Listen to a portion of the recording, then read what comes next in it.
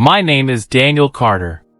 I'm 45 years old, born and raised in the Midwest. And for most of my life, I believed in one thing only, keeping my head down and getting through the day.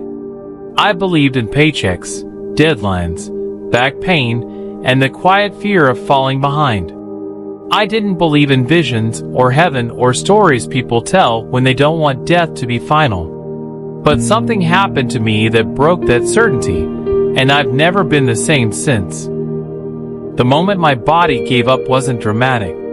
No slow motion. No warning music. Just a hard, embarrassing reality check. I was at work, open office, bad coffee, half listening to a meeting I'd already had 3 times that week. My chest tightened. Not sharp pain. More like pressure. Like someone leaning their full weight right into my sternum. I remember joking about it. "Guess stress finally caught me," I said. Someone laughed. Then the room tipped sideways. I heard my name from far away. A chair scraped. A cup shattered on the floor. And then, nothing. No darkness. No falling. Just absence. When I came back, I didn't open my eyes. Because I didn't have eyes. I was aware before I existed. I was surrounded by light, brighter than anything I'd ever seen, but it didn't hurt. It didn't blind me. It felt gentle, warm, like the sun filtered through clouds on the one perfect day you still remember from childhood. The first emotion I felt wasn't fear. It was relief. The kind of relief you feel when you finally sit down after pretending you weren't tired all day. The kind that reaches somewhere deeper than muscles. I checked myself, out of habit. No pain. No weight. No hunger. No age. I didn't feel 45. I felt finished with struggling. I tried to speak. There was no mouth. No sound. But the thought landed anyway. Am I dead? The answer didn't come as words. It came as understanding, complete and instant. I wasn't fully gone.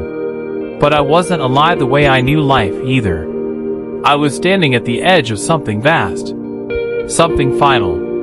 I knew, without being told, that this was the boundary. The edge of heaven. Not because I'd been taught it, but because my fear didn't follow me there. I wasn't alone. At first, I didn't see anyone, but I felt someone behind me. Not looming. Not judging. Just present. Patient. Like they'd been waiting longer than time itself. When I turned, I saw light shaped like a person. No wings. No face. No voice the way we understand voices. Just form made of awareness. And when it spoke, it didn't use sound. "Daniel, you're not done." That hit harder than panic ever could. "Is this heaven?" I asked. There was no yes. No. Instead, the light expanded, and I felt the answer. Heaven isn't clouds. It isn't gates. It isn't choirs or gold streets. It's clarity. Every regret I carried gone. Not forgiven. Not erased. Just unnecessary. The anger I'd held on to for decades didn't matter anymore. The mistakes I replayed at night lost their weight. The fear that I hadn't done enough, been enough, that fear simply couldn't exist there. Heaven felt like realizing you were never being graded. That no one was keeping score. That love was never something you had to earn. I started asking questions fast, like time might run out if I slowed down. Do people know this place exists? Some remember. Most don't. Why don't we remember? Because certainty removes choice. Is my mom here? The light didn't answer directly. Instead, I felt her. Her voice calling me in for dinner when the streetlights came on. Her laugh in the car. Her hand squeezing mine the night I pretended not to be scared. and something in me broke open. Not sadness. Recognition. "You can stay," the presence said. "But staying means you don't go back." For the first time since I arrived, I hesitated. I thought of my daughter. The way she pretends she doesn't need advice, then calls me anyway. I thought of things I'd put off. Words I never said because I assumed I had time. "I'm tired," I admitted. The presence didn't argue. "Rest isn't the same as quitting," it replied. That sentence followed me back. The light didn't vanish. It faded slowly, respectfully, like dust settling in. Weight returned. Pain. Cold air in my lungs. A voice shouting numbers. Machines screaming in short, angry beeps.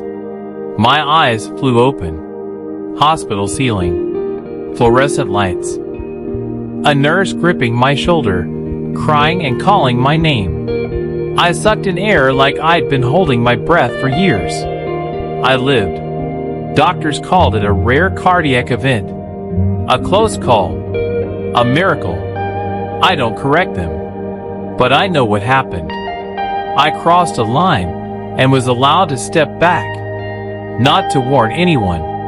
Not to convince skeptics. But to live like time actually matters.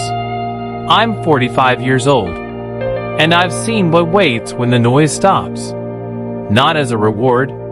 Not as a threat. But as reassurance. That peace is real. That love doesn't end. And when the moment finally comes, you won't feel terror. You'll feel recognition. You'll feel safe. You'll feel home.